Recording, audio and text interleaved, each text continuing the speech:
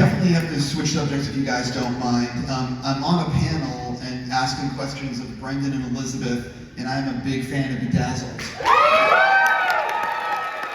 I think you probably knew this was coming, but I'm glad everyone clapped, or a lot of people clapped, but I have to ask you guys, what do you remember about making that movie? Because it really made me laugh. It's just such a good-hearted, funny movie, and for people that don't realize, it was directed by Harold Ramis, who is an R.I.P.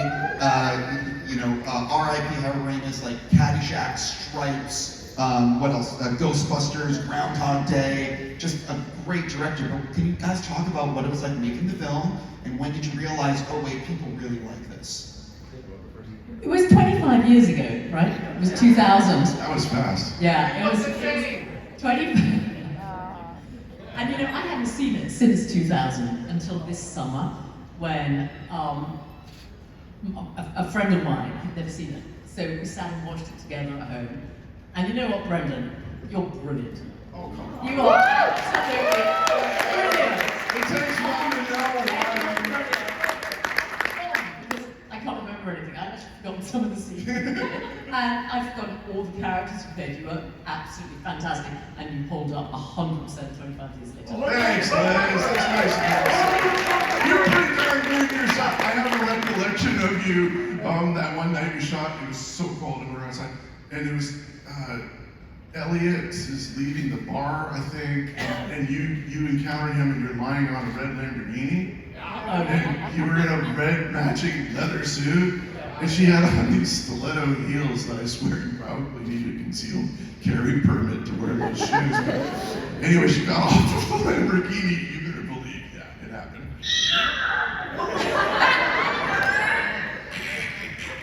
I think Brendan's really sweet in real life, and you were quite shy 25 years ago, weren't you, Brendan? I was. And the funny thing is, when you have a two-handed show, I feel that whatever characters you've got, you sort of, the relationship you have with the actor is slightly reflected from the characters you have. And my characters torture yours. I mean, really, I used to torture you the whole time. And I kind of feel I did in real life too, in a nice way, because I loved you. But I used to just torture you. So yeah, sitting on cars. That's the first thing she said. I haven't seen her in 20 years. So we signed up to do this job at RMS Ball at the upfront thing. And she's like, oh, darling, I get to torture you again! Well, I'll tell you, bucket list for me was initially getting to meet you. Like, Elizabeth, you are such a goddess. Like, literally one of the most. It's so true. And then you meet her, and she is the nicest, most humble. Like, she has no idea, like, seriously, what a goddess you are. Liz, You do really you are. still do needlepoint? Of Needlepoint. Do you still do needlepoint? course I still do needlepoint. Yeah. In between setups, she does needlepoint. I just outed her I as- did one actually. I made a pillow during Bedazzled, didn't I? I brought a Bedazzled into it. That's Yeah. true. Old before my time. Not just old, but yes. I am curious though, when did you guys both realize, oh, this is really resonating with people? People really enjoy this one. You go through I was in Mexico City. Actually, I was working on a film called The Air I Breathe in Mexico City, and that's a whole other podcast. But anyway, people were constantly asking me to do their outgoing telephone voice message. Yeah, and it was, they wanted it in the Spanish. What was it? Yeah, I'm blanking on it. No, queso with the deal. No, that's Link from Encino Man. Sorry. What was it? Oh yeah, no gracias, soy el médico de los crustáceos. For some reason, that was huge height of comedy, and everybody had to have their own. Yeah, I was talking to a lot of phones, telling people, no, thank you, I'm sorry, I'm allergic to shellfish. Well, you gotta get it. Well, I think the biggest compliment you can have actually is if you were lucky enough to play a character where people wear your costumes to Halloween and stuff. Yeah. And so Or to Comic-Con.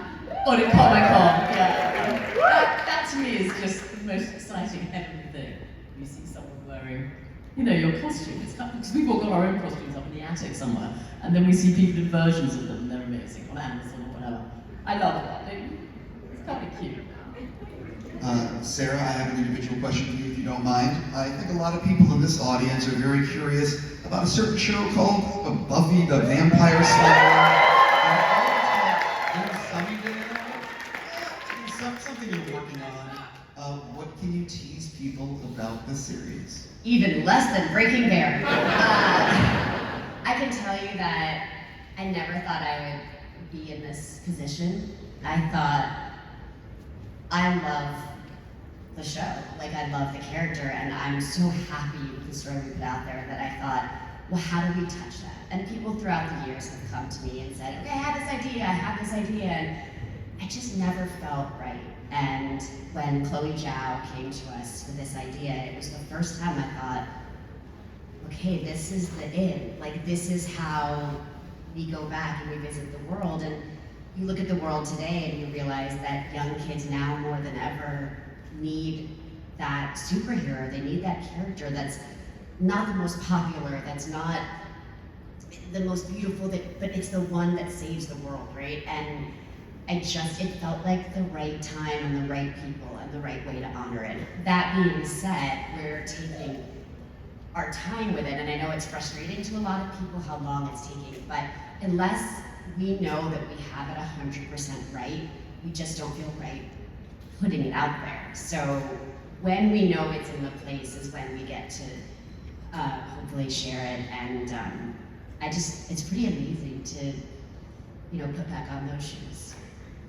So, pardon me, this is me being not knowing, and I apologize, but have you filmed? Are you filming in the future? Like, where is it in the development? So we filmed a little bit, and we have this incredible young girl starring in it, a little girl named Ryan Kira Armstrong, who was in Skeleton Key and on The Lowdown, if you've seen it, another great show.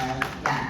And now we're just gonna watch it and edit it and make sure that we're honoring this legacy, because it means as much to me as it does to all of you. And so we just have to, gotta do it right. If we're gonna do it, we're only gonna do it right. That's the only reason to do it. Yeah. And an individual question for you, I definitely have to bring up Schitt's Creek.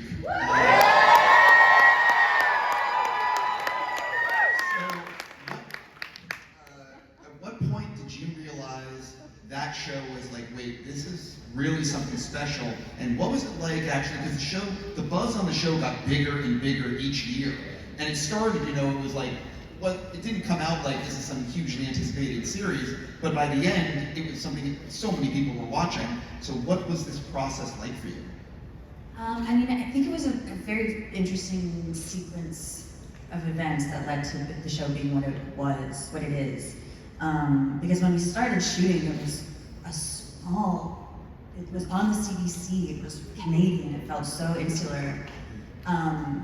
Although Eugene and Catherine, when I got that audition and saw Eugene and Catherine's name on the breakdown, I was just like, oh, this is gonna be fucking incredible, because they're two of the best, and everything they do turns to gold.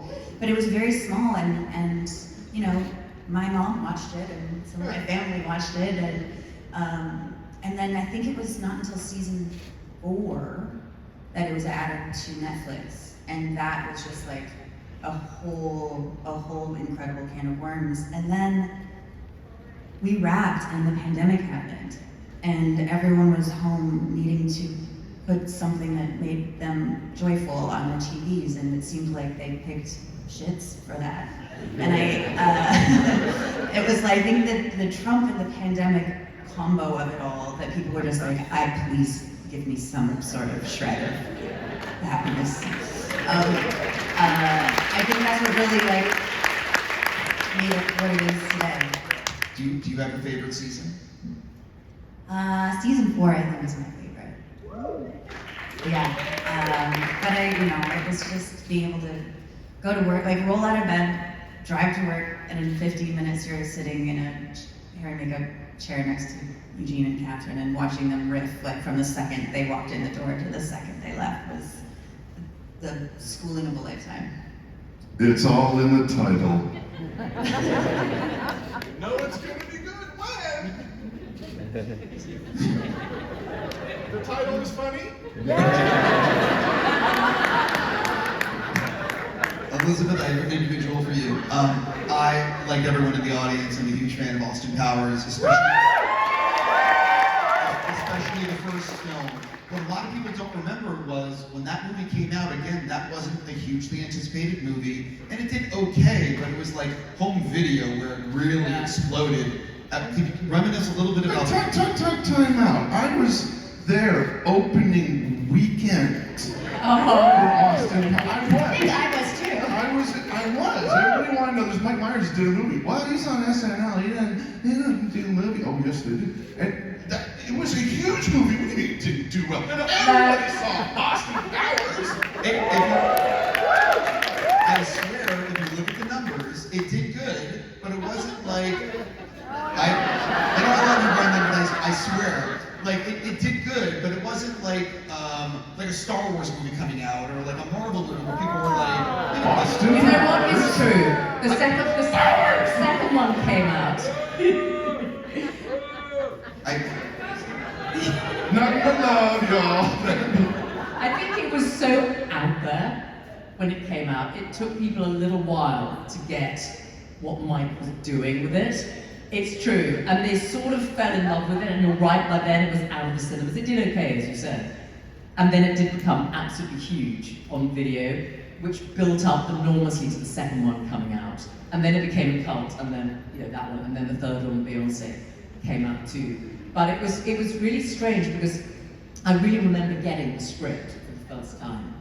And I was telling Annie last night that back then, I think it was in 1996 or something, that I didn't get a lot of just straight offers. Often it would be, would you like to meet Harold Ramis or something, but it was just a lot of offers didn't come straight in. And I remember this offer came in from my agent, and it said on it, Austin Powers by Mike Myers. And my then boyfriend, Hugh, looked over my shoulder, and he just said, say yes. I went, well, I'm ready. He went, Mike Myers is a genius. Just say yes, whatever it is. So obviously I did read it first and then did say yes, but it was out there. I mean, it read like a script I'd never read before because it was bonkers. But it was great bonkers. And then I think when people fell in love, I fell in love with his teeth and his wig. He was so sweet. It's nice when you're reading them sweet. I like sweet people. And the prop comic with the peekaboo, where she's like, doing what she does best. That was a reshoot. Can't remember. That was a reshoot. I think. Hiding the parts. It's hilarious. Pejorative, but funny nonetheless. When did you realize though that Austin Powers was really like people love this movie? Well, I think it's, as I said again, it's that strange thing when you see people wearing your costumes to Comic-Con or Halloween or something, and then I think you really realize it was one in that sort of silly area of film where there's something silly to pick up, which I love silly, and I think it's then when some of my friends wear not my real costumes, but my imitation costumes, and that's a very, very strange thing when that first happens. I have an idea for Halloween. Yeah. It's a funny thing, and it's very nice. It's nice when you did something, even though it was so long ago, that people still can reference for something, and if the film holds up. But because not everything holds up, but some films hold up nicely, and it's nice that you happen to got lucky to be in one of those, I think. Anyone have an individual question for you? I have not seen it yet, but I've heard so much good buzz about Rental Family, which is coming out this fall. What can you tell people about it? And why do you want to do it? Rental Family, you're going to feel like you've been in Japan for 2 hours if you come see this film. November 21, if you can't get into Wicked, come and see Rental Family. See both. I'm supposed to say nice things about this movie, but it really is a good movie. The director's called Hikari. She's incredible talent. She's going to be coming on the scene. You'll be hearing a lot more about her. The premise is all in the title. Expat American in Japan needs a job. He makes it big in a toothpaste commercial. Doesn't work for another 8 or 7 years, something like that. and he starts gigging it for a rental family agency, which actually exists in Tokyo, to fulfill a very specific need that we might think is overlooked, and that is for a genuine family connection, even if it's make-believe. And so the film explores the themes of what's real and what's not, and which boundaries get blurred. And there's an incredible new kid in it named Shannon Gorman. It's incredible. Okay, I've said enough. I feel like I'm at a family junket. I should shop. But thank you so much for asking me again. Come see Breaking Bear!